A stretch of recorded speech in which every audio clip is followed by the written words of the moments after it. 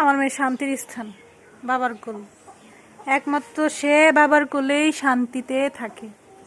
মাম্মা, ফাহা, এই যে ফাউনি গরমে অতিষ্ঠ। হ্যাঁ, এই যে মাথা খালি ঘামে। তার নানির আর হলো তার বাপের কারণে চুলগুলো রাখছি, তাহলে কবে কেটে দিতাম। হ্যাঁ, আমার মেয়ে শান্তি আগে। ওই যে দাঁড়াইবো না, হাঁটো তার নিয়ে, খালি হাঁটো। এত কে হাঁটবো, ঠেকা ঠেকা ঠেকা নাকি আমার? না বাবার ঠেকা? বাবা চুল খাইতেছ, হাতের চুল খাইতেছ। খাওয়া তো এবার আম খাইতে পারবো না, তাই না? এই জান ধরো, আম আম আম আম ছিঁড়া ফেলাইবো। ওই যে ধরছে, টান দা ছিঁড়া ফেলাইবো। হ্যাঁ, তুমি খাইতে পারবা?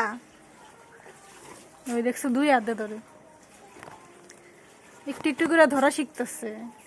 হ্যাঁ মাম্মা, এটা তো আম গাছের পাতা, আম না। এই নিচে আম, নিচেরটা ধরো। কাহা পাতায় ছিঁড়ে ফেলছে। ধরো আম, ধরো আম আম আম ধরো। এই ছিঁড়ে ফেলবো, আরে টান দে। ধরছে।